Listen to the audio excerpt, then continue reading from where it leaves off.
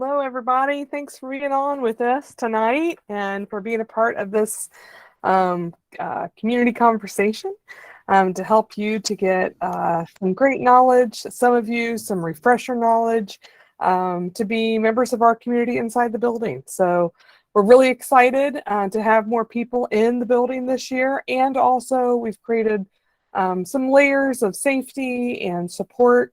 And you're the last puzzle piece to fit in. So we're excited to have this conversation with you tonight and share all the things that we try to do when we're at our best every day. And hopefully we'll get about, half of you to be able to sub more regularly. And some of you to do some more consistent volunteering in the school. I know for some of you, you're early ed parents and you want to come in and observe. So I know that this is a pretty big step for you to do that. And but I want you to know that we take the safety of the campus really seriously. And, as you've heard from some of the communications so far this year, we've put some extra things in place for safety. And so we felt like that was the right place to start for here. Not perfect, but the right place to start. So thank you again. We are real excited to chat with you tonight. Just a couple of, what's it called? Housekeeping things or school keeping things. As we're on this conversation tonight, if you can stay muted unless you want to speak. This is not probably the right time to have individual conversations about your child for lots of reasons. But if there's something I say you want to understand, how does that work in a certain level, feel free to unmute and ask that question. Kelly Coots at the Curve Desk is also going to be looking at the chat. So if you're more comfortable asking a question at the chat, but as much as we can, we'll try not to have internal dialogue on the chat because it's really hard to find the questions in there. So but at the end of the conversation, we'll make sure that we open up the chat for people to converse with each other. So feel free to do that as well. So to start out the night, we want to just do some introductions of who's in the room, the virtual room, as it may be. And so I'd like to see if there's any staff members with us tonight. And I'm not looking at the full list, but if you are a staff member and you'd like to just unmute and introduce yourself and tell us where you are in the building, please do. I guess I can start. I am Tracy Pickman Yates, and I am in the woods end of the building. I live in Sycamore Studio. I'm also the sub coordinator. So if you intend on subbing this year, or if you want to, then I will be coordinating that with you. So hello.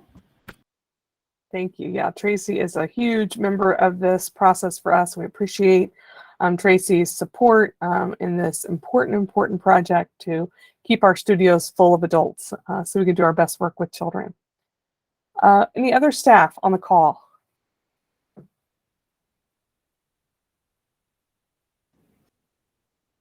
Hi, I'm Kelly. I work at the Curve Desk. I take attendance calls, let visitors in. I'll be doing these background checks. I've been at school for about 11 years, so I really enjoy what I do. Thanks, Kelly. Hi, my name is Prerna. I work at the administrative services, and a lot of you already know me. I've been at the school for 7 years now and 8 years as a parent, so it's been fun and we're still enjoying it. Thanks, Prerna.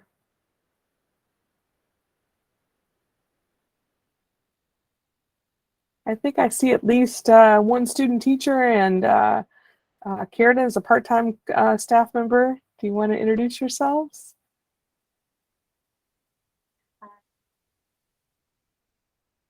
Time I support early ed, and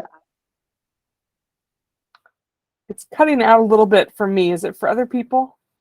Okay, sorry, Karen. But that's Karen McLaughlin. She is a support staff person in the early ed environment, and and also subs in the building too. So thanks, Karen, for being here. Anybody else? We have some super subs in the virtual room with us tonight. People that have subbed pretty frequently over the years. If you've been one of those people, raise your digital hand for us so we can acknowledge you and celebrate you and thank you for helping us do all the amazing things we do every day with young people. Thank you, thank you, thank you. Awesome. Thank you all so much. Do we have any PIP Council members in the room tonight? PIP Council. Yeah, that's right. Go ahead. Hi, I'm Jen Redmond. I'm a member of the PIP Council and happy to go over at any time, Barbara, any of the PIP findings that we need to have. I also, once the chat is open, we'll put a link to our PIP landing page, if you will, that gives a lot of really helpful volunteer information. Everybody on this call, parents and students and teachers, are all part of the Parent Involvement Partnership. The PIP Council is just a small group of members that help oversee the good stewardship that we have and bring to the volunteer opportunities at the school. My name's Jen Redmond, if I didn't say that in the first place, and I have one child at Community that is 10 and in the 5th grade or second year of the 9 to 12. We've been at the school since he was 3. Thanks, Jen. Now, Kim's also a member of the PIP Council. Thanks for being here, Kim. Is there anyone else? Kim, did you want to say anything?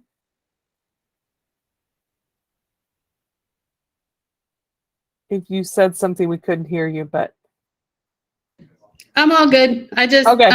Hopefully we'll have an in-person book fair maybe this year, and that's kind of my thing that I help with the PIP Council, so. Fantastic. Yeah, thanks so much. All right. And so then families, let's see who's at the table with us. So we have, I'll kind of break it up and we give the level of, if you have a child at that particular level, just raise your digital hand. If you don't know where that is, down at the bottom below the presentation, you'll see a little hand there. If you click on that, it'll raise your hand. So any families in the 0 to 6 program, so nursery or early childhood, go ahead, raise your hand so we can see how many we have. Well, 17, 18, 20, 25 of you. Big group. All right.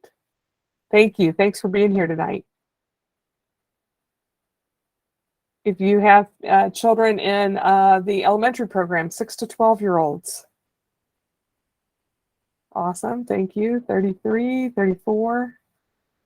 Terrific. Thanks so much. Thanks for being here. And in the teens program, so 12 to 18-year-olds, Islands and Woods. And the number dropped to 17, 22. All right. Great.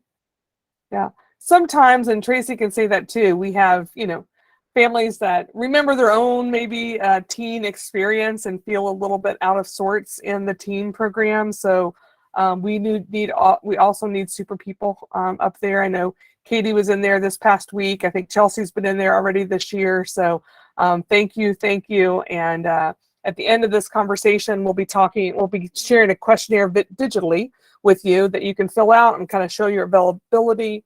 And we really love it when you put all age levels, because I will tell you, you won't regret it, right? Tell me I'm right. The people on the call that have done that, you'll learn a lot, and you can see this as your own professional development as a parent when you come and sub, because we always learn in that process. So if you want to go ahead and lower your hands, unless you have a question or anything before we get started, we will. Yeah, that's really cool. This is the picture we took at the beginning of the year. Our goal was to make it look like the Community Montessori Sun. I know we're not exactly there, but look a little closer. You'll be able to see, like the pinpoints of the jet outs of the sun. So that was our intention this year. And our newest member of the CM family, this is Joy Eligu's son, Joel, who was born over the summer. So she's on maternity leave, and actually one of our parents, one of the partners of one of the people on the call, who started as a sub, was doing a long-term subbing for a maternity leave. So, and we have another staff member out on maternity leave, and we have another staff member that will be having a baby later in the year. So we love people that can come and help, and we appreciate it so much. So changing the paradigm of the way most of us were in school and what was expected by teachers, being conscious of what we teach and what we say and how we are with children. Like, I know for some of us on the call, we did not grow up this way. I know for myself included, that wasn't the case, right? So, we're opening up our mind. You're already here as a parent at the school. Some of you are still getting used to the Montessori philosophy. Others are ready to take that next step to immerse yourself in helping out in ways inside the building and with children and staff. And so, I just think taking a minute to recognize that for some of this is going to be different. And I might share some things today that make you feel uncomfortable or make you feel like you're not doing a good job as a parent, or that you've done something wrong, or that this feels hard. And I want you to know that there's a space for all of us here. There really is. And it really helps us to, just be a community together, right? And so I actually was talking to a family on the phone tonight or this afternoon about some resources and support for nighttime and how much screen time should someone have. So I know of at least 2 workshops we'll have later in the year. One is on Montessori parenting at home, and one is on technology and screen time. And so, through this pandemic, many families have found screens to be a helpful way to be able to work or to do housework, etc. And for some, we've gotten out of balance. And so we have to figure out how to get back into balance. And so we'll be, more information to come, but those things are coming as well. And so we would be really appreciative to have those conversations too. I wonder if anyone feels moved to read the quote there by Dr. Maria Montessori. Oh, Jayla has her hand still up. I'll read it. Okay, go ahead. Preparation of the adult. The child builds his inmost self out of deeply held impressions he receives. Woo! Does that make you think of anything, Jen? Well, my child's innermost self is definitely a strong-willed one. So yes, it does quite a bit. And I think that our surroundings and how we are walking in the world is definitely constantly leaving an impression on our children, more so than I ever even understood until I became a parent. Yeah. Right. And, we want those impressions to be things of joy, feelings of gratitude. And sometimes we have to have hard conversations. And how do we do that without building up emotions of shame or guilt or frustration? And it's a dance and it's an art. And but that is the preparation of the adult, is to really think about, how do I how am I with these children, that allows them to know that I am a member of this community with them, and that I recognize that they will do things that make them a stronger member of the community, and sometimes they'll do things that will make them a hard member of the community for a minute. And so and how I react to those things matter. It matters a lot. Someone feel moved to say the first quote there from Dr. Maria Montessori? Go ahead, Kimberly. We must help the child to act for himself, will for himself, think for himself. This is the art of those who aspire to serve the Spirit. Whew. Deep. Any thoughts about that you would like to share? I have some hard thoughts about that. Yeah, that's pretty deep for a Monday, or what is this, Tuesday afternoon? Is this Tuesday. Monday or Tuesday? It's Tuesday. It's Monday 2.0. There you go. I personally, and I think, Barbara, that you are very familiar with this, and this particular quote really speaks to me because I have a son who we are trying really hard to kind of teach him all of those concepts in a very supportive kind of way. And it's a really hard thing sometimes for adults to know, much less children. And when children don't fully understand themselves or emotions, it makes it even harder. So this one speaks to me a lot. Yeah. Thanks for sharing. Jessica, did you have something you wanted to share?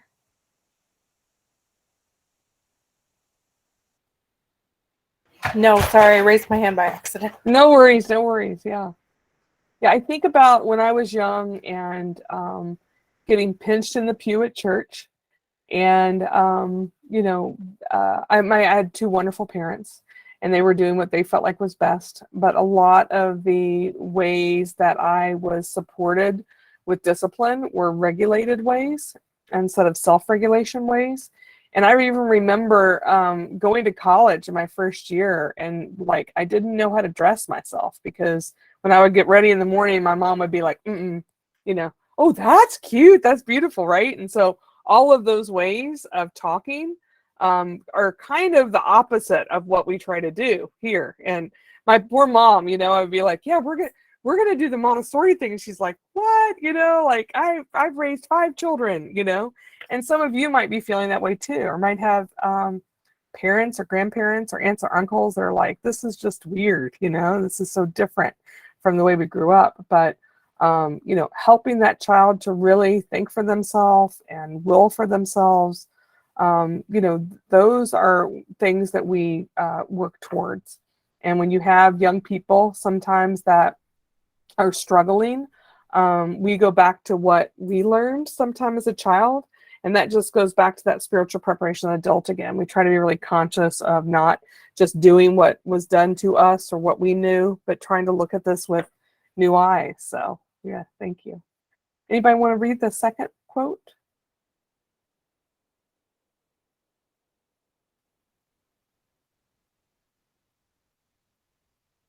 Go ahead, Victoria. Thank you. Can you hear me okay? We can. Okay. The mind takes some time to develop interest, to be set in motion, to get warmed up into a subject, to attain a state of profitable work. If at this time there is an interruption, not only is a period of profitable work lost, but the interruption produces an unpleasant sensation which is identical to fatigue. Dr. Thank Maria you. Montessori. Thank you. Did that bring up anything for you that we'd like to share? You can say no. It's okay too.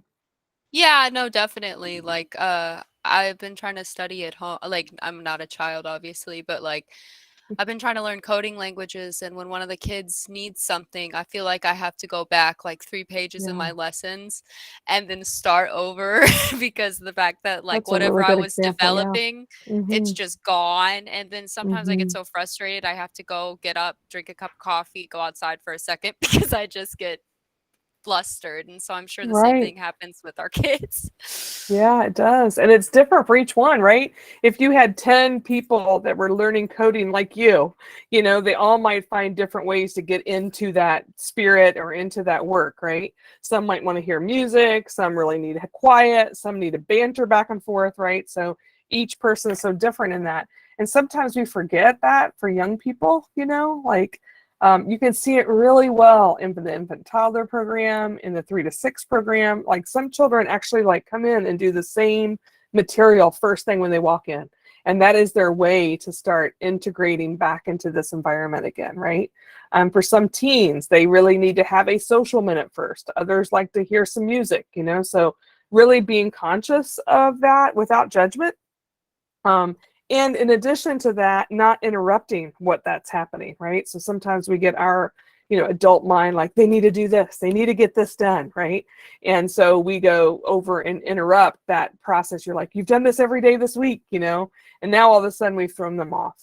And as children, as that staff that work in the 3 to 6 environment would probably tell you, that could lead to, unregulated behaviors the rest of the morning if they get thrown off in that way.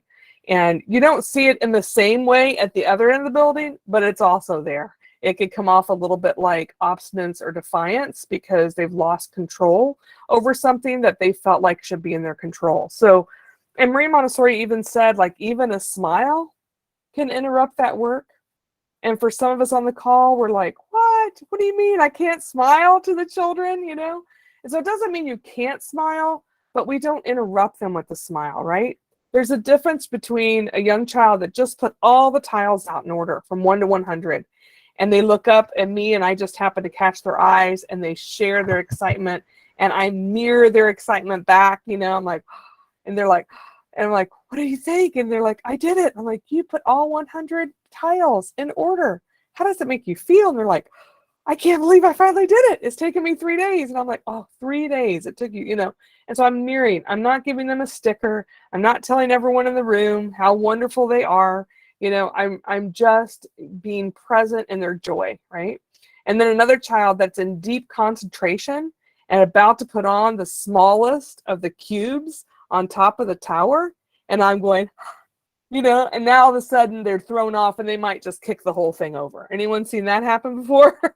Once they've been interrupted from that, sense of concentration, even an adolescent, right? That's in the middle of something, or an elementary child, it's just really trying to be conscious of the way we are around them so that it's not about us. Hard. My undergraduate degree was in secondary education at IU Bloomington. This is not a language that I spoke at that time. I was the sage on the stage. I was the cheerleader. I was the disciplinarian. I wasn't conscious of what my decisions did for others. And so this has been a practice over 25 years, right, of a practice that continues to grow, and I continue to learn. Each child is our teacher, right? So, it's a process. Anyone else have anything they want to share that they might be thinking about with any of those things, any of those quotes or comments?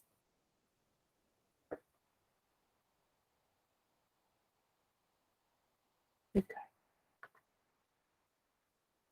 So we're going to talk about some adult supports, and we're going to talk through these and about how these really look in a studio.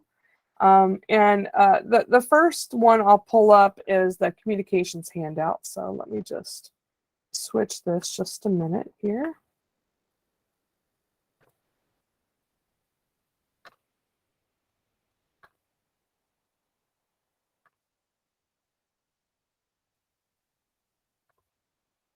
This was a woman, Marie Conti, that we worked with as a school some years ago, and so we took this communication handout that she make that a little bit bigger for you. We presented and have made it a little bit more of our own, but we acknowledge her for the work that she did. So this just kind of gives you some alternate wording and language to the things that maybe some of us on the call are used to saying, and that might come out of our mouth just out of habit. And so does anyone want to share the first few to us?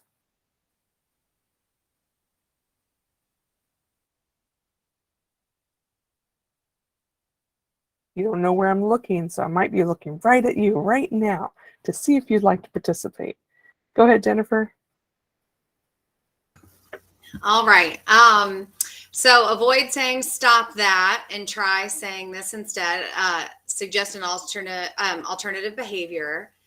Yeah, so you may use the stick for digging, right? So instead of stop that, hitting them with a stick, So yeah, thank you. Keep going. Instead of saying no hitting, say please keep your hands to your own body. Avoid saying great job, and instead address the deed. For example, you really cleaned up every piece. Avoid saying you're a good kid.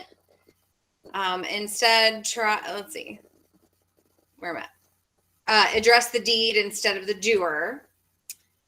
Could be the same thing, right? You cleaned up every piece, or you really helped them pick up their books. You've helped them pick up all their books. How did that make you feel? Yeah, right. Thank you. Keep going. Avoid saying, no, that's not right. Try saying this instead. This is another way that might work. Would you like some help? And it's okay for them to say no, right? Sometimes, especially, on all ends of the building, right? And even in the middle, a child will be like, no, I want to do it myself, or a team would be like, no, and it's hard, you're feeling it. You can help them if they just let you, right? Put their shoes on the right feet. Surely that can't be comfortable, But the reality is sometimes they don't even recognize it, right? Those are our paradigms, not theirs. And we've talked to lots of podiatrists. It doesn't hurt their feet structure, for them to have their feet on the wrong. But, if we see something, we could just let it go. Or we could say, do you need help? Or does that feel okay? And then just let it go, right? They'll let us know. They'll let us know if there's a pain. Yeah. You want to do a couple more, Jennifer? Sure. Let's see. Avoid saying, put your coat on this way, okay? And try saying instead, can I show you a different way? Especially if they're struggling. We've seen those young children struggling to put their coat on. And so we could just let them struggle, which is okay. But if we notice the struggle is going to frustration, that's when we might step in and say, would you like me to show you a different way? And with our 4-year-old grandchildren, I'll sometimes say, do you want to start with putting your feet where your hood is? And sometimes just saying that, they'll go into gear. And sometimes they're like, no, I'm doing it my way. I'm like, okay, I'm here if you want any support, And I try to ask them for support too. Like I, on purpose, have struggles with putting my jacket on so that they can help me. Right? That balances it out. If we're always the one helping, or with my adolescent, I had this situation happen with a coworker. Do you have any thoughts on how I could help it? It is incredible to hear them say what they would do. And you're like, they would never give that if it was something about themselves. But if it's about you, they can come up with all the things, right? Mm-hmm. Yeah. Do a couple more? Sure. So avoid saying that doesn't belong there, and try saying this instead, that whatever belongs here. Avoid saying, don't you understand? And try saying this, may I explain this in another way? Yeah, you can imagine where sometimes we're sharing something and you can tell they don't quite understand, or they might be getting frustrated. And so just offering, can I share it a different way? And then we have to be okay if they say no, right? That's okay for them to say no. We've asked them a question. Jennifer, you want to do one more, and then we'll see if Tammy still wants to read some. Sure. Avoid saying, stop talking, and try instead saying, we're waiting for everyone to show that they're ready. Yeah. So just a few things. I mean, some of us, it is probably the most common thing I see with new adults in the building is they go back to what they heard in elementary school or whatever. Shh, like we don't really care. Like we don't, we're not trying to make this a library. But if somebody is talking louder than the person they're talking to can hear, we might say, I'm wondering if someone else can hear you besides the person you're trying to talk to. Oh, you think maybe they are. I wonder what we could do. Okay, you were thinking about whispering or just lowering your voice. That probably work, And so we just have that nonchalant conversation instead of trying to put our control over them, which oftentimes does not function well. Right. Thanks, Jennifer, for sharing that. Tammy, would you like to do some? Sure. Can you hear me? Yes, we can. All right. Instead, it turned so I couldn't see it. Sorry. Instead of saying, I like the way Eric is sitting, you could try saying, what do we need to do to be ready for line time? Or you can just sing a song, because group can start without everyone being ready. Mm-hmm. And sometimes you'll hear any of us at any age level, just being silly, with young people, making up a song. Ready to sit online. We're ready to sit, ready to sit. I do not have a pitch perfect voice. I mean, I know that you could tell that just then, but like being fun, finding some humor in what we do, even with the adolescent, I'll say I'll just say something unexpected with an elementary child or an adolescent child. It'll get their attention in a different way without feeling like who knows what I mean when I say we sound like Charlie Brown's family or Charlie Brown's teacher. Does everyone know that reference, right? Wah, wah, wah, wah, wah. So trying to think of different ways we can say something without feeling or sounding like that, sit down, it's time to sit, it's time to sit, it's time to sit, where should you be sitting? They're like, oh my gosh, like I know that would make me feel annoyed, right? And so trying to rethink that process too. Keep going. All right, instead of saying you can't do this now, try saying instead, you may do this, and then name a specific time. Yeah, thank you. Instead of saying what a beautiful drawing, You could say, tell me about your drawing, or I see you use lots of colors in your drawing. Yeah, it's also a common thing for new adults in our building, especially if you're in the elementary program and early ed program, someone will bring you up something. And, think about, like, if we're being conscious, like, are they giving it to us or are they showing it to us? Sometimes they're like, I gave you this picture. And so the response could just be, thank you for giving me the picture. Or they're like, what do you think of my picture? Like, looks like you used, I'm counting 7 different colors. Are all of your work that color, have that many colors? And I'd be like, I didn't notice I used 7 colors. I'm like, oh, what do you think about it? Is that a typical thing for you, or do you usually use like just a couple? And they're like, I really like to use a lot of, like, you're just talking to them about it, just like we would with another adult, right? If an adult shows you this spreadsheet, you're not going to go, well, maybe you would, but you're not typically going to like give them the gold star feeling. You might be like, oh my gosh, that is exorbitant. How did you know how to do all those pieces of that spreadsheet, right? So we would try to, mirror something like that. Want to keep going, Tammy? Yeah.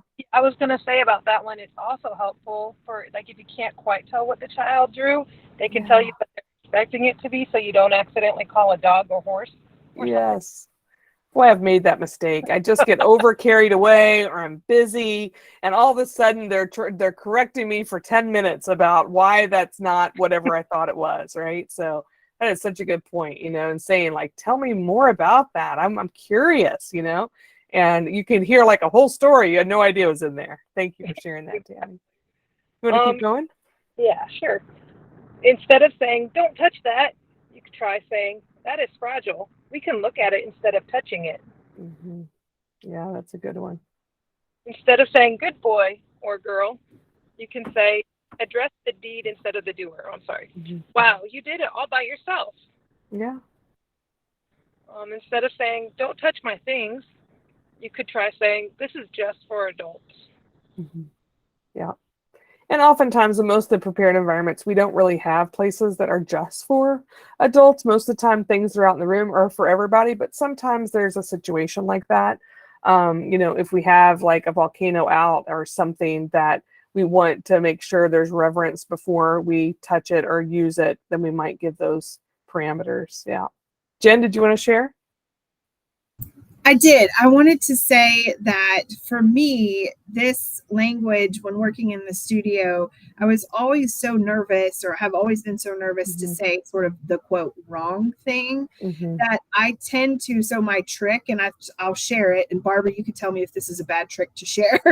You're but good. My trick is always just state the obvious. So when they bring you up a picture and it's all colored in blue, or they've made a rainbow, whatever, and they say, look, here's my picture, and I don't know what to say, I just go, you made a rainbow, or that picture is blue. And so I will say that that's my sort of trick for making sure I don't say something outside the parameters, because stating the obvious is always sort of easy to do. So that's just, again, as you're trying to work and learn like the language in a way that helps you, or you're hitting that person, do you think that that's a great choice? Like, just, that's a statement. So, and a question back to them. So anyway, that's my trick, and I've used it a lot, so I thought I'd share it. Yeah, and some of you on the call might be being like, all right, are we making way big a deal of this? Why can't I just say good job? Why is that such a big deal? And let me share why that struggles, especially at different age levels. We're working towards a self-regulated room that supports inner discipline. And when those are your goals, and then you have somebody new come in that's kind of shiny, and they're like, good job. Oh, I see your picture. Look. All of a sudden, the whole environment shifts. What do you think, Karen? With us in 5 minutes, all of a sudden, children are just gravitating to this human, because they're being fed by something. And some of you are like, oh my gosh, that's so true. I say that to my child. It's like they're a praise junkie, right? There's all kinds of books about that. So, we have a long-term plan in mind, and so the goal is for kids to feel good about what they do without someone telling them that it's good, right? Is helping them to have that sense of curiosity and self-worth and internal regulation where they can, feel, like even if another young child said something that's unkind to them, well, that's stupid. Like that doesn't even look like a firefighter, that we've built them enough resilience and self-worth that they can say, well, I like it. And it, I don't like when you say that, right?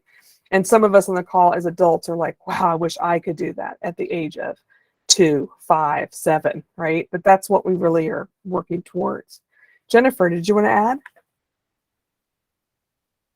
There we go. I actually had a question about that. So just because I do have a bit of a background in psychology, and so I do understand the majority of this, if we're looking at this slide specifically, because if you boil it down, we're not telling them, telling them not to do things is really more abstract. So if there's 100 things you could do, if I'm telling you don't run, I'm not actually telling you what I want you to do and what would be best. And so giving them that more concrete idea of like what does work in this situation has worked for us. We have 2 older kids and we have 3 younger ones. 2 of the girls have just started this year, but so we have really learned that. And I absolutely agree with you did such a good job, because I grew up as an adult I got that a lot as a child, and grew up as an adult who struggled to find validation unless someone else approved of what I was doing. So I totally get that. All that being said, I do have 2 of my kids. Their love language is words of affirmation. It's how they feel connected. It's how they feel cared for. It's how they feel seen. And so I just kind of wondered, like, how you navigate when one of their personalities just genuinely craves that connection and feels it most strongly with those words of affirmation. Yeah, thank you for bringing that up. I think that's a really powerful concept. A lot of our staff do some work with each other on love languages, since they're kind of like a marriage with co-teachers, right? So understanding each other's love language. And I'll give you a couple thoughts, and then if anyone on the call wants to share some other pieces of that. Oftentimes the words of affirmation piece is the part that's needed most before trust is built, right? Like once there is trust, there is less a need for that in an ongoing way, because you built this collaborative process. I remember this child I had maybe the second year of the school, and she would wear a new dress every day and twirl it in front of me until I said something about her dress, right? Because she needed a sense of belonging, affirmation, whatever in that context. And I was struggling because I'm like, I am not going to say that's a beautiful dress. I will not, And on the other side, I knew she needed something from me. So, I used my words like, I made sure that I spent at least a couple of minutes with her every morning to talk about her day, to talk about what she had for breakfast. I would say, ooh, the dress you have on today is twirly. Is that your favorite kind of dress, or do you like the And so I would do things like that were more like genuine and authentic, to help her to feel that sense of connection without feeling like she needed it from me. And what I noticed over time, there was less of, I was scaffolding her, right? I was helping her to feel that, and then she needed less of that, right? And so when she did some really big project and I could tell that she had this need for me to give approval to it, I could do less, right? I could say, I'm wondering what you feel like you need from me right now to know that you're finished. And she would say, well, I want you to tell me if it's right. And I'm like, oh, that's what you're feeling like right now. And I'm wondering, which part of it is you're feeling the least confident in, And then we could start a real conversation about adverbs or prepositions or whatever it was that she was really trying to focus on, without me just giving a blanket or general statement. I don't know if that resonates with you, Jennifer. It does. And I guess from the standpoint, again, just using 2 of my 5 kids as kind of a starting point, I've always just tried to not praise the result, but praise the effort. That way she is getting that affirmation of like, I love how hard you work. I love seeing your focus when you're working on your picture or whatever, so that I'm not necessarily needing her to create this massive artistic masterpiece. And I can just be supportive of the effort I see her putting into that. But I just didn't know how that translated into the classroom from kind of outside the house. Yeah, I mean, I think that's completely reasonable from your point of view. We probably would try to steer away of those more specific, praises, just because What I say to our new teaching staff is, if you notice that they just keep asking for more, then you've gone too far, right? If you notice that they need less, then you're finding the right balance. And so it's trying to find that sweet spot for each human and each adult. I have adults in this building that need me to give them, more time together, or to denote like, oh my gosh, that science area you created looks like it's super functional. How are you feeling about it, right? And others that I say that to them and they're kind of like a cat, they're like, what do you want from me? And so knowing each of those situations, and I don't want to say that about the science environment so that they feel like if I don't say something every day that they're not doing a good job, right? And so sometimes just demystifying, and I've done that with young children too, especially that are new to the school and have this feeling. And I'm like, I'm wondering if you think that I only hold value in you if I think that you are doing this specific thing well. And just hold and see if I can get to a really authentic conversation with them about it. And then be able to just say, I want you to know I care for you and I think you're a hardworking human regardless, of what you do. And I don't want you to feel like you can't make errors and take risks in this environment, because we value that too, right? And for some young people who need that feedback, oftentimes they're also very safe in their work because they don't want to disappoint, and sometimes when they're developmentally ready, having that kind of real conversation with them can be a breakthrough in that dialogue. Anybody else want to add to that?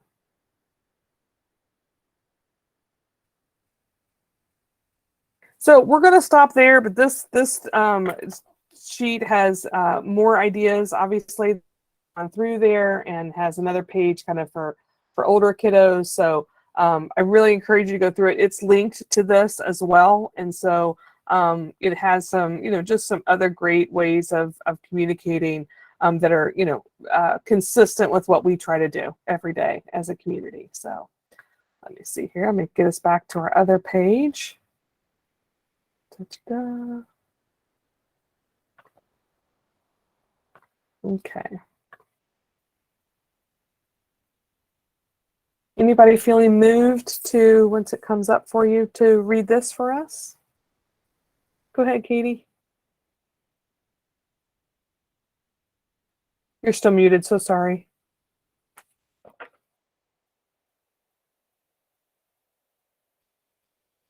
Darn. It is not functioning.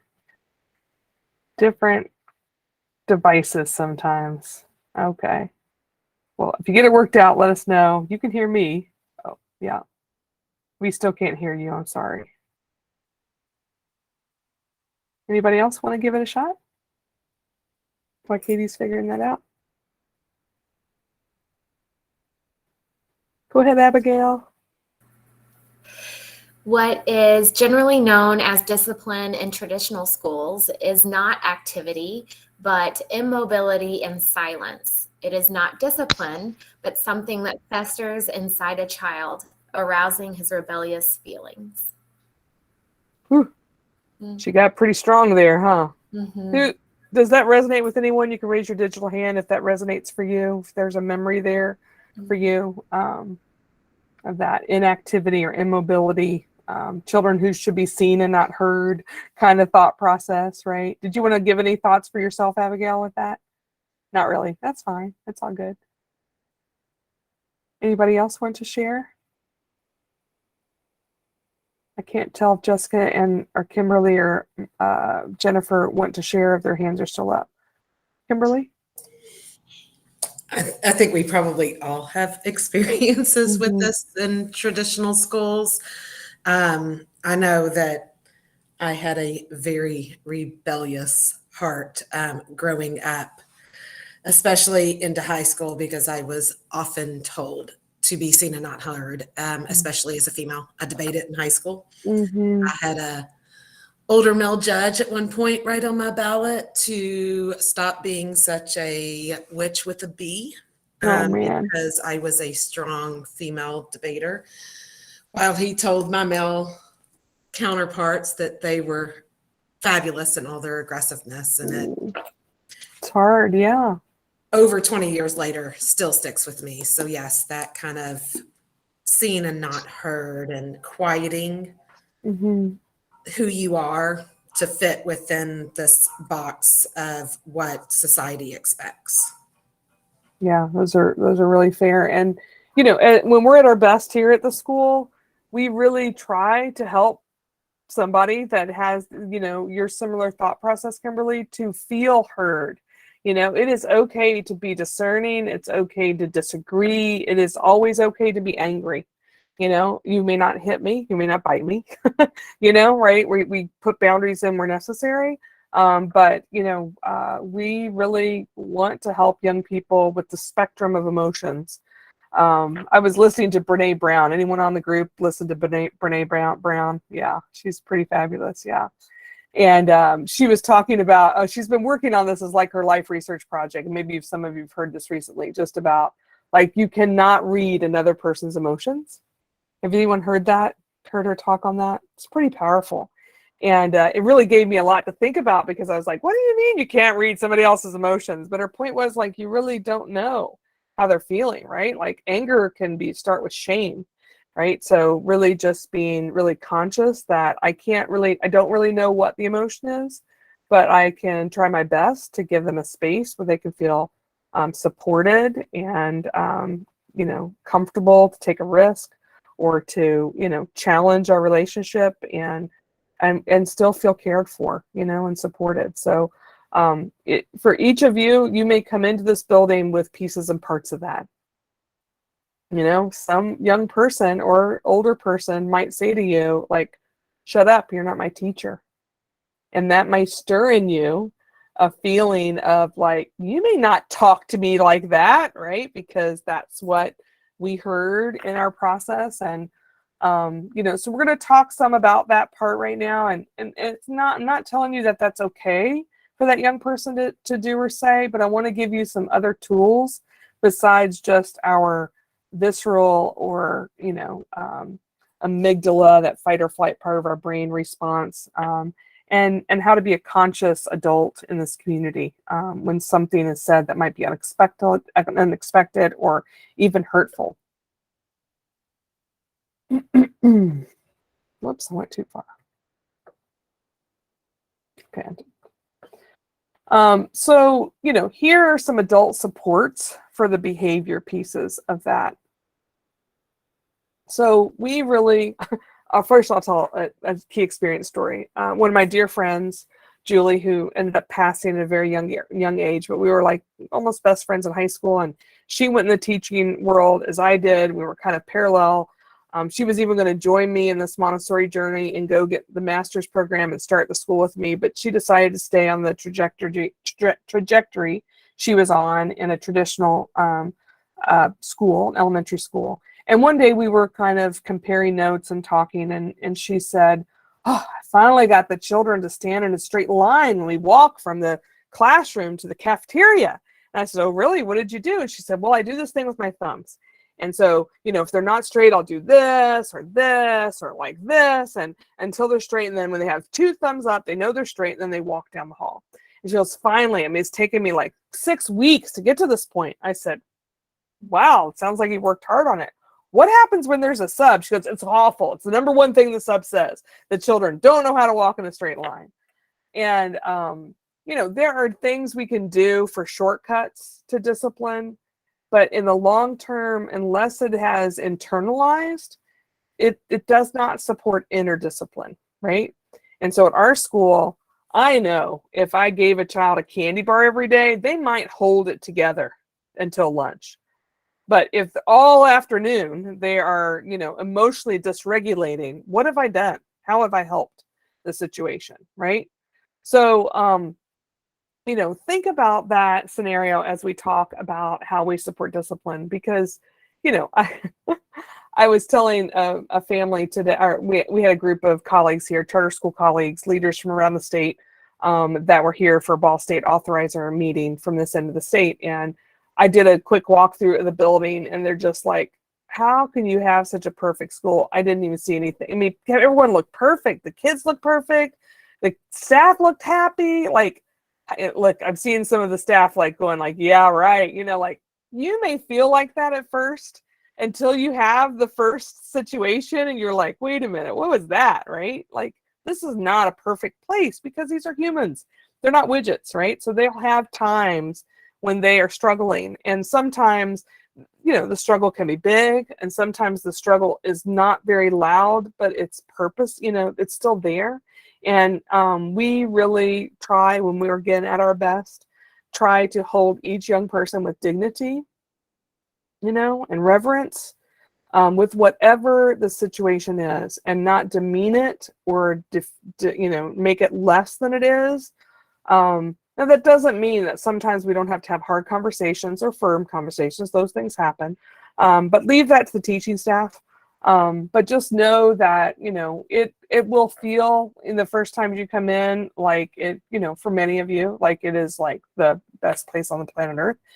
I think it is one of the best places on planet Earth, but it also has times where young people and older people are struggling, even adults. So anyway, first thing is we modeling the behavior instead of setting rules, right? So each studio has a set of like ground rules, things that they all agree to in their community. But we don't have like, here's Barbara's rules, or that the teacher has these set of rules, right?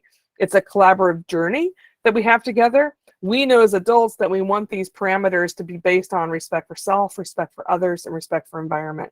But it could look lots of different ways for the development and the young people that are in space. And so instead of like, here's all the rules, we try to follow the parameters we talk about. What we really work hard to do is that we don't have a different set of parameters than they do. If we say that we don't yell across the room to our friend, then we don't do it. Second year of the school, I'm interviewing this teacher. Came to me with great references. I needed a teacher because I was moving with the older kiddos. I needed someone with the younger children.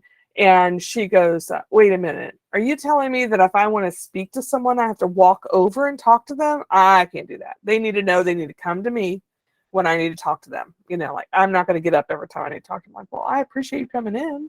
Like, thanks for the time, right?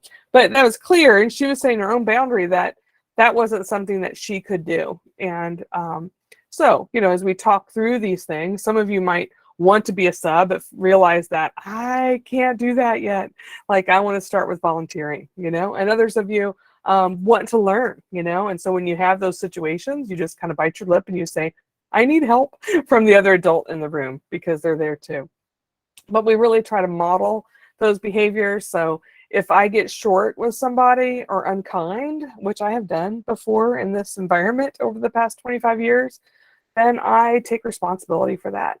And I say, I fell short. I know. And even when this adolescent saying to me like, you said, da, da, da. I'm like, yeah, you're right. I shouldn't have said that, and I'm sorry. And I'm going to work to not do that again. Is there anything I can do right now that it can help us build trust together? Like, and I say that authentically, not, well, so what? You've made mistakes too. Like, I'm going to be present with them and be humble and show humility, even when they're not being very graceful about my conversation. It is something that we hold very dearly. I don't want them to make good choices just when I'm watching. I want them to be in a community that takes care of themselves. And that doesn't happen when I'm the one correcting all the behaviors in the room.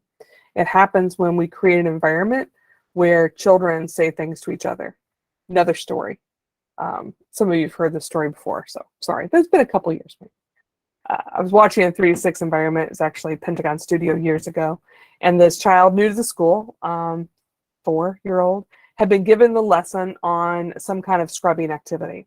So he's going over to fill up the pitcher of water or the bucket of water.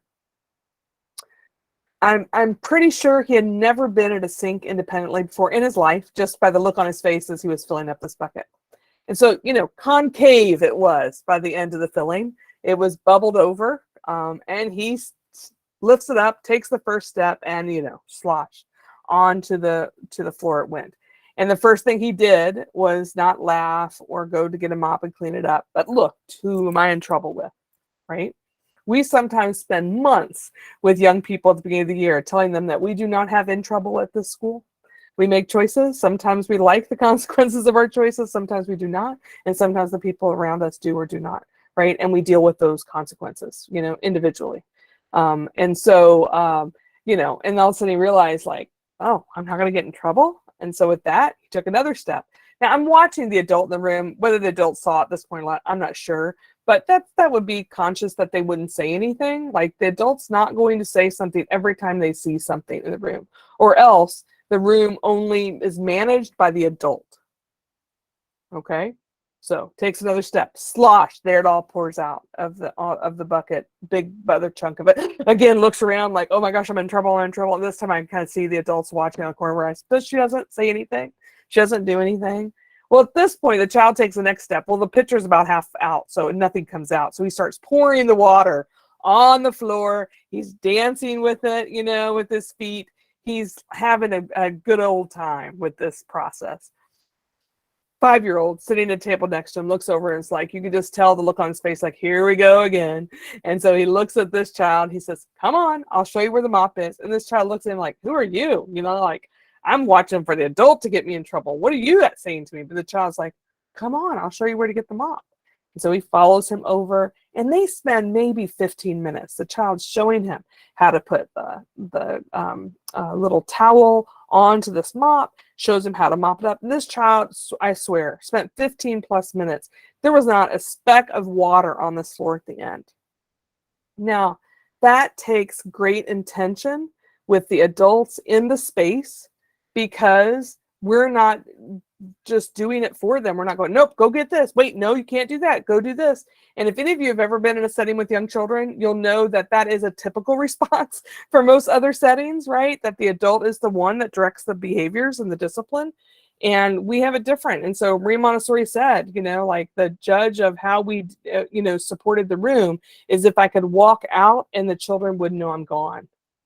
When I taught the first few years, and I walked out, the whole room fell apart, right? I did not know how to do that. Now, young people, teachers will, this in about 3 to 6 weeks, depending on the studio, they can start to move to different corners of the room. The children don't even know. They manage it themselves. The child will say, that's not your turn. So-and-so was waiting for snack first. They manage it with each other. Go ahead, Victoria. I was just going to say that my husband and I were talking about whether we found the right school, because this is his first year in school and whatnot. Mm-hmm. And so I would stay after school every day and just let him play outside, look at the other kids play with each other. And one day there were these 2 boys climbing that tree outside the school. And they were both pulling on the same branch, and they were kind of almost about to hit each other, And then he says, hey, I'm playing on this branch. And then they both get down, and I'm about to like get involved. I'm like looking for the parent, I'm thinking like, oh, are these boys going to like be in an argument over the branch? But I just stand back for a second to see, what's about to happen. He goes, may I make a suggestion? And I just about lost my mind. I'm like looking at this child like he's an alien, because he's like 7, maybe 8 years old. And I'd never heard a child. And I've taught Sunday school. I'm around good kids all the time. I got 7 sisters and brothers, and I've never heard a child his age say, "May I make a suggestion?" And sure enough, the other kid, he says, "Well, yeah." And he says, Well, there's 2 branches. There's one right here and one right here. I say, you start over there. I'll start here, and then we can switch. Yeah. And he says, oh, okay, sure. And then they just resolve it on their own. And I was like, oh, we found the right place, because I've never seen kids just so nice. Yeah, and not perfect, but you saw what the best is, right? How that really can work in an environment where we allow young people to, and obviously they've heard that modeled to them too, right? And sometimes even with our 4-year-old grandchildren, my grandson will say, what can I say to her? And so we'll give them the words while they're still figuring it out, and, and just really staying calm without judgment, right? When we go to help 2 young people that are struggling together, we just come close first, and then we just watch. And you know that an environment's doing something well when they both don't start trying to tell their story to the adult, right? You know it's going well when they just keep talking to each other. Because what we'll say is if they start to talk to us like, it sounds like you want to say that to her. Sounds like you're trying to say that to him. Go ahead. I think she's ready to listen, you know? And so we just help to keep doing that so that they can do that process themselves. Yeah, it's a self-regulation thing, right? You know, and oftentimes like a young person that was in my space that was having some self-regulation things and another child came in that was also having some self-regulation, you know, needed some support. The first child said, "Do you want to pet the dogs?" You know, and I'm like, oh, you know, like just beautiful, you know, and just step back and watch how they try to, you know, find peace within themselves, you know, in that space. We also support discipline through a lot of restorative justice, right? So, you know, if somebody has pinched someone, or we have a young boy that we were supporting that was biting, and you know, like the other child has to feel safe too. And so what can you do to help them feel safe? Because they're saying to you they don't feel safe. Their body doesn't feel safe. What can you do? I won't do it again. I'm sorry. Okay. I hear you. And they're saying that they still don't feel safe. And so maybe you could practice with them what you're going to do again. So we would try to help them to do that when they get a little older, you know. Maybe they've used a profane word in their community. And so maybe they're going to research some words and talk to the class. Maybe that's the restorative process about, you know, the language we use matters. And so maybe they're going to give a presentation back.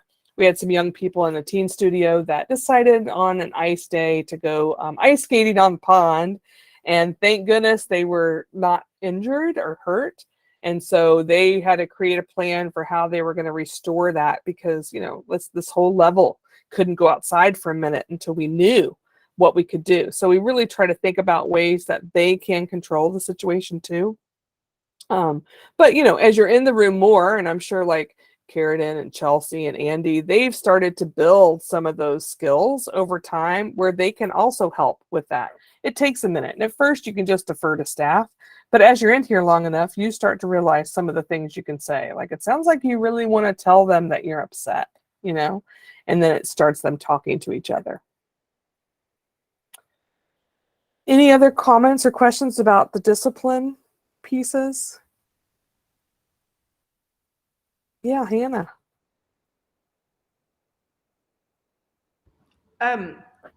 So I think you had said something about like the kid saying something disrespectful, and I think maybe I missed where or how you would redirect that. I don't remember. It was the kid in the hallway. You know, I don't know. Told an adult. They said, "You're stupid. You're not my teacher." You're stupid, or shut up, or yeah, right. How did you? I think maybe I missed. Like, how would you redirect?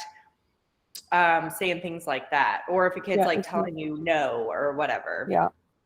Yeah, there's probably 100 different answers to that question, but I'll give you a few answers. So I think it would depend first how often I've been in that room and if I have trust with that young person, right? And so you know, I might say to them, you seem angry, you know, I'm wondering if there's someone here that can help, you know. You yourself might feel like, but I didn't like that. That's not what's paramount right now.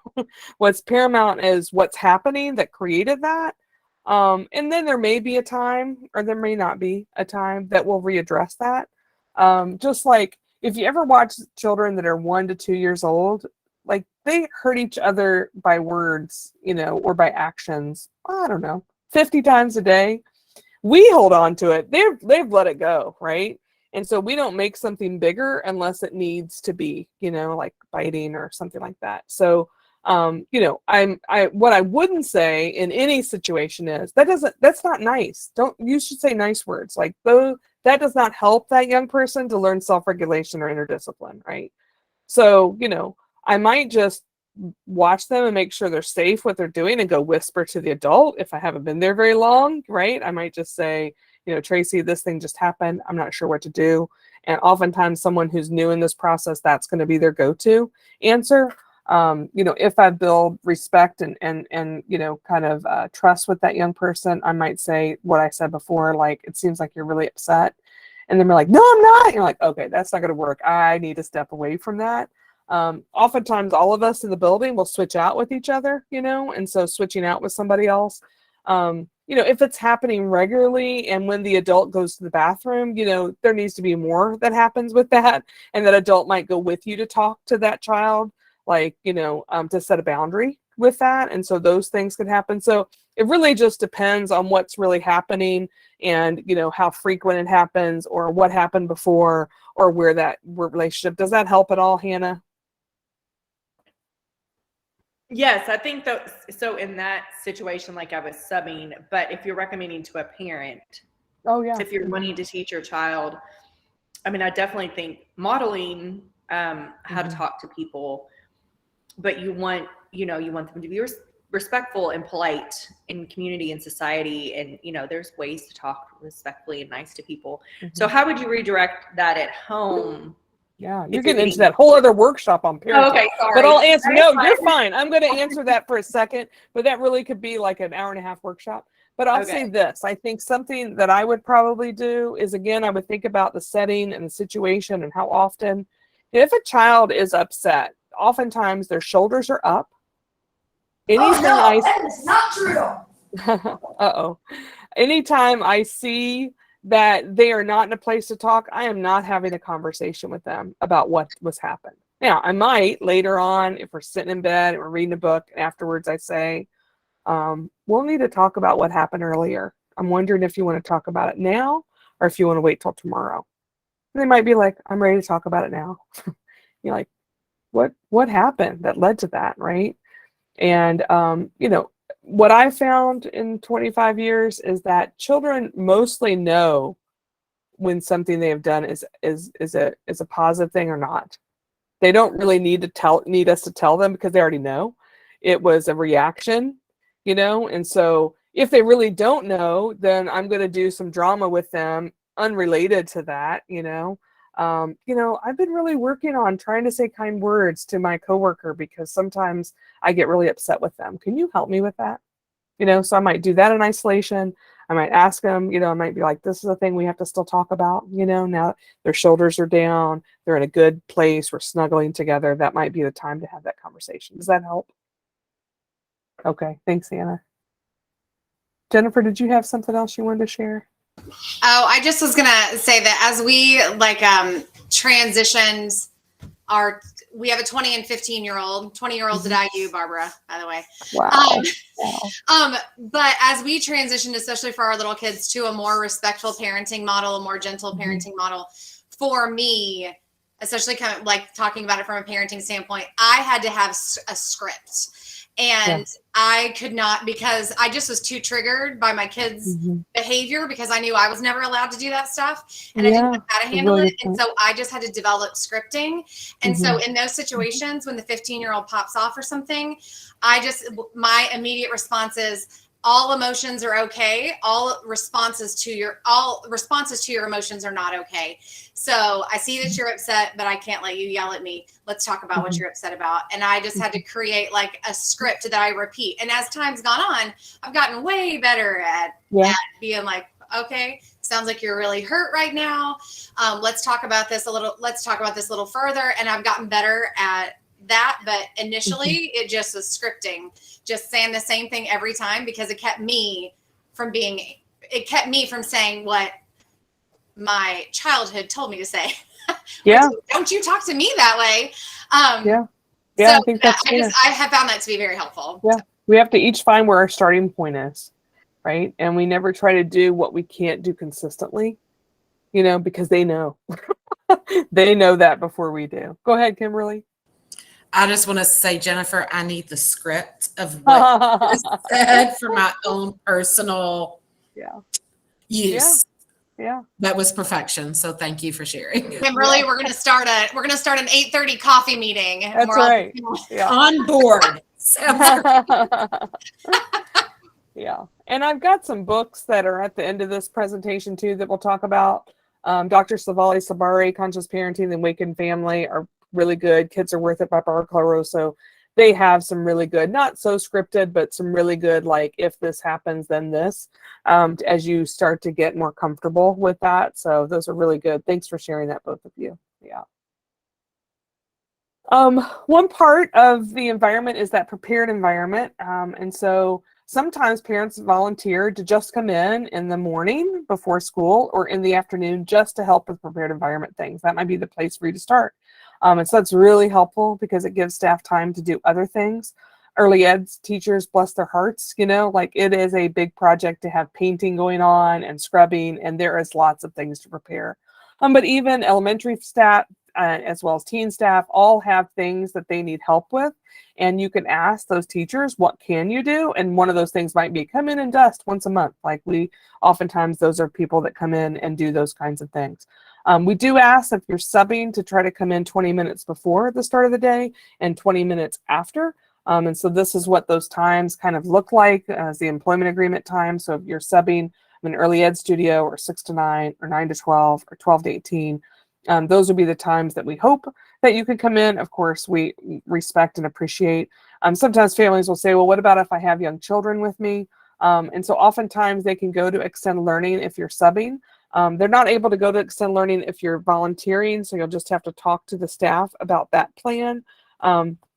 But sometimes depending on the studio, your child might come with you to the studio for the first 5 minutes until their start time starts. But Tracy can kind of help you navigate those pieces. But those are the times that we hope that you could come in so you could help them with that whole process of the day. Go ahead, Cassie. What about children that are in nursery level? What would that look like for potential subs? We don't have a process. We can't have drop-ins at the nursery just because of the licensing. So, you probably only want to sign up for subs when you have care for that child or, do the volunteering for now. Yeah, thank you for asking that. It's a good question. See, I just gave her praise. You didn't even notice it. So this, kind of gives you an idea of what some of these environments look like. And so this is what we want it to look like when they show up in the morning, right? We want it to all be in order in its place. Sometimes, especially a new 3-year-old, if things aren't in order when they walk in, they almost feel like something's broken inside of them, right? Their sense of order is external. That becomes less external as they get older, but even still, we want to model what the environment looks like. They do a role in that every afternoon, and then we come and do some other pieces of that. So, your role might be to check to see if all of these, this is called the cubing material and the squaring material, if we have all of the little arrows that go with that work. That might be your volunteer job once a month. So, you might come in and make sure all of the pieces are there, etc. So daily schedule is different for each studio and each level, but the studios are working on, if they don't have it ready already, is their subfolder is, some information to give you either digitally or physically, which kind of gives you for some of you, you really want to know what's the day look like or when's my lunch. And so feel free to ask any of those questions at any time. So, sometimes we'll start with a class meeting or a group. Sometimes it's before lunch. Sometimes it's at the end of the day. And so it gives you kind of an idea about that. When work time in with lessons or large group lessons, or in the teens program, we might call them seminars or lessons, how snack is handled, when lunch happens, outside time, we use that phrase instead of recess. Any job responsibilities or crew responsibilities, and then those beginning and end of day responsibilities. So if you've subbed in the same studio for a few times, you'll start to get the idea of you sharpen these pencils, you re-roll these rugs, and so it starts to feel more comfortable and more supportive. So your main responsibilities are that preparation of the environment, and then just like we talked about, coming in with an open mind. If you're subbing in your child's studio, and you would only do that if you feel like it could be successful for both of you. But if you are, and you know that they've talked about this child who has been unkind to them, and this child says, "Hi, my name's so and so," and you're like, you're like, calm yourself, no judgment. You don't have all the information. Be open. If you see something, of course, you can say something to the other teacher. Be aware of your own manner in the studio. Like our staff try not to wear strong smells on our bodies because that can affect some children. If we have shoes, it makes it hard for us to sit down or be in the mulch or be in the back 4 acres. Dress, the clothes that you wear. So just being really conscious of that. Keeping children and teens safe, supporting them physically, emotionally, socially, always facing. So we try to keep our backs towards walls so that we can see the space. If you go over to work with somebody at a table and you look down the table and all you can see is the wall, you want to turn your body so you can see the rest of the room, so just making sure that, if you can notice something like the parent said earlier about the 2 children with the tree, if we can notice that and get a little closer before it becomes something maybe bigger, that can be really helpful. So just really trying to be aware of the settings. If you see something, always say something. You will not hurt our feelings. We appreciate when you share, like, I don't know if you know, but there's a really rigid part that's broken off of the soap dispenser. Like, thank you. It would be helpful if you could write a note and put it in Glenn's mailbox because I have not gotten around to that, or etc. Have a working understanding. So each level has adult commitments for that level. So, starting to get to know that. What are the ground rules of that environment? Ask for specific things that you can do. So sometimes there are like language games or, reading, what's called choral reading, where you read at the same time of a child. So we really try to not have, correction, but we work more with collaboration with young people. So that's that 3rd bullet point there. So if you're in the environment and you notice that a child's writing numbers backwards, of course you would not say anything or do anything. You can bring it up to the adult and let them know. They will probably already know. But if they say, is this right? Did I spell it right? Depending on the age of the development of the child, you might just say, like, you would just write what you hear, And so we focus more on the process of learning at certain ages than we do on the product of learning. So all of those things can be really important too. Balance of respecting, a child and their work or questioning. I don't know that the teacher did say that you could stand on the table. So until they get back, we're going to keep our feet on the floor, right? So I'm still being respectful, but I'm also, yeah, I'm not comfortable with that. Once they come back, we'll talk to them together. Forget it. Don't worry about it. Like, oh, I see what was happening right then. Defer discipline to the teacher. Again, unless you've been in there for a while and you start to build that process with the teacher, you start to take some steps in that direction. But in most cases, you say, well, let's go get Tracy. Let's bring her into this conversation. It would be a really good thing to say. Even myself, if I go into a room and I don't know all of the process and all of the different children and the way things are supported, I'll say, something doesn't feel right about this. Let's go talk to Madison together, right? And so then we can have a collective conversation. Direct support versus indirect support. So direct support with a child that's putting their coat on would be like, let me show you how you can put it on from the floor. Let me show you, do you want to put the first arm in and I'll help you with the second arm? Indirect would just be talking through that with them. Do you see where the hood is? Do you want the hood at the top or at the bottom? And so just giving them things to think about. Anytime you see a concern or hear a concern, you will never offend us with that. We want to know. We want to be better at what we do. And so please say something. If you notice that there's a child being unkind to another child, let us know, and so we can get closer. You're not tattling. You are just being a member of the community, and we can help.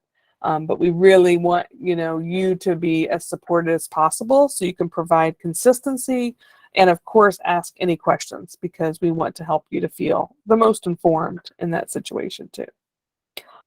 So after this workshop, or if you're watching it on video, you'll complete the digital questionnaire. And so I'm going to have Kelly go ahead and drop it right now in the chat, so you can fill it in right now if you're on a computer while we're finishing the conversation.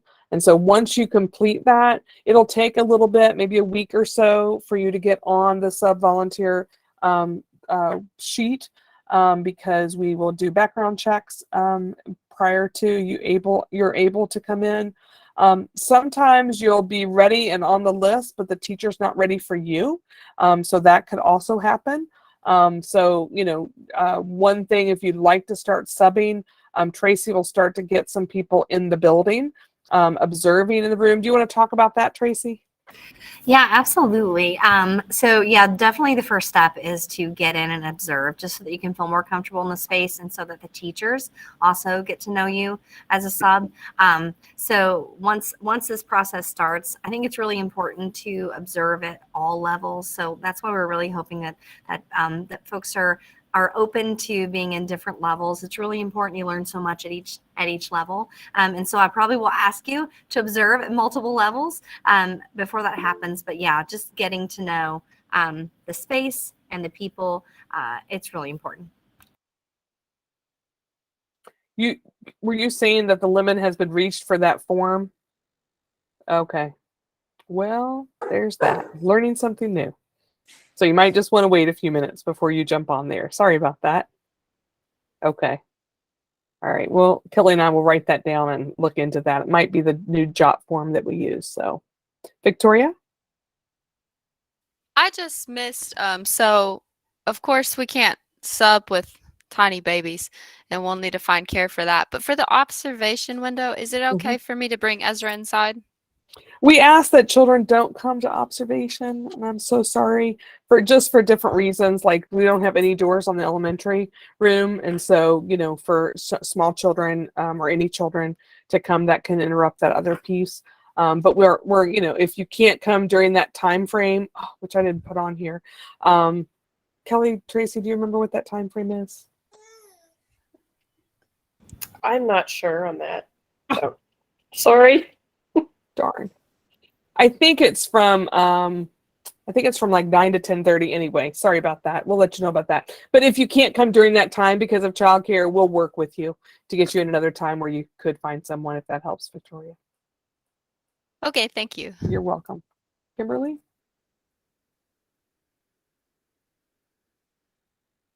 Do you have something, Kimberly, or was that an accident? Oh, sorry. Oh, No, sorry. Go ahead. Yep. So I know you briefly touched on this earlier and just had a quick question on it. 2 kids at community, 1 will not be an issue if I were to sub in that classroom. Other might not be ideal. Would that just be something that we let Tracy know, or whoever may be assigning those sub? I just know there's a specific room. Yeah, on this form, once you're able to get into it, there's a place for you to write specific information, so you can write that there. You could say any studio but this one. Anything like that would be helpful. Yeah. Okay, great. Thank you. Go ahead, Prerna. Sorry, the observation windows will be open from 8:15 to 10:15, and they will start the week after the Labor Day. I don't remember the exact date. Yeah, September 12th, I think. Yeah. Yes. Yeah. Thank you. So 8:15 to 10:15 is the time that we've identified for observations in early childhood. We don't have observations during the day in any other level except early childhood. So sometimes families come in for older children before or after school to do kind of like a mini child's work night, which is coming up, by the way, in October. But you could talk to the teachers and make a plan for that. But observations are just during early childhood, and they're 8:15 to 10:15 every day of the week. But you just it'll start the week of September 12th. So when you come in that first time, oh, sorry, Tracy, go ahead. Yeah, I just wanted to mention about subbing in your own children's studio. So most of the time we will recommend against that. It can be quite a distraction if your children are not used to seeing you in that space. And so when you fill out the form and you let us know what studio your children are in, then that typically lets me know that that's probably not a space, especially if you're a new sub, that you should go in initially. So yeah. Yeah. Once you become a super sub, it won't be any problem at all. So become a super sub. We love that too. Yeah, go ahead. Yeah. Go ahead, Clark. Hey, Clark. Hello, how are you? Good to see you. Yeah, great to see you guys. I was just curious, obviously I won't be able to sub all the time, but I enjoyed that environment so much that even on my spring break, if I need to do something, I want to do something. I was just curious about observations, like, because I've seen almost all the school. Do I need to go through that same process? I'm willing and able, but I just think time-wise I won't. But I just was curious, since I've kind of observed almost all of it, if I need to go through that or just be on the list.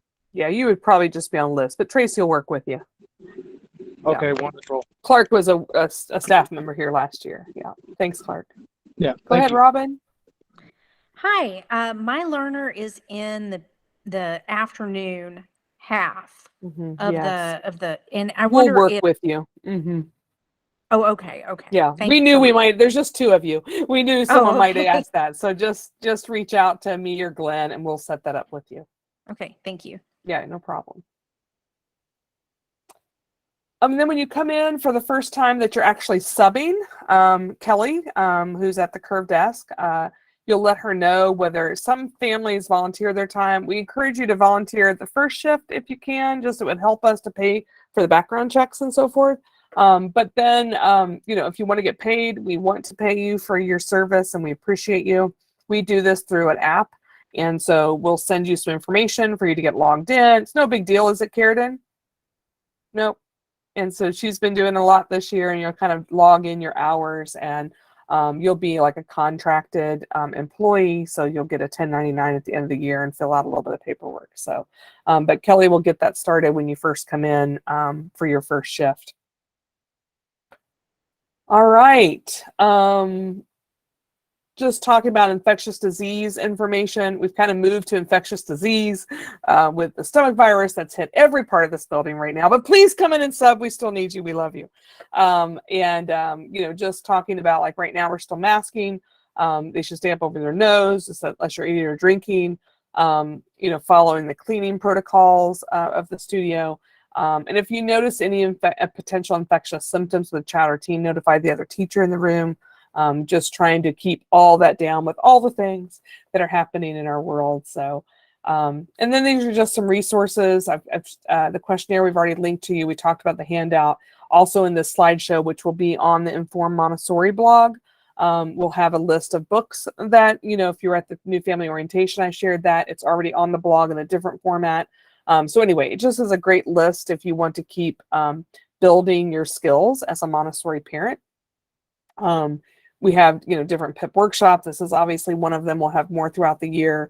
Read studio notes home and attend any level meeting or level workshops and so forth. And, have fun with all of that. So we so appreciate that you came on and are learning with us and growing with us. And we hope that all of you, or most of you, start to become really fantastic subs in our building and volunteers. So any final questions? I'm seeing a few things in the chat. Maybe Kelly's handling those. Does anyone have any comments or questions they want to share with the group?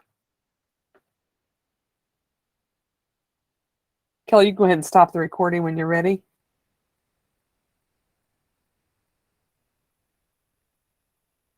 Anna or Anna, that is so sweet. It's just killing me over here. So cute. Hi. Abigail? Sorry, I put it in the chat as well. I missed the answer to Victoria's question.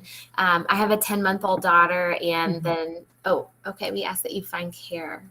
Oh, okay. Sorry. Yeah, we don't, yeah. There's not any time during the day that I can observe and bring my daughter.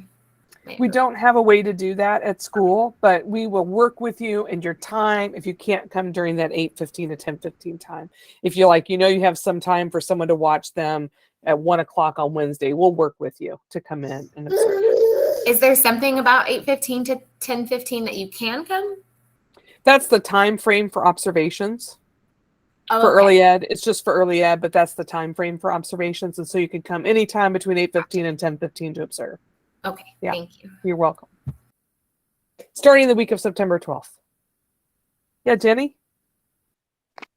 I apologize.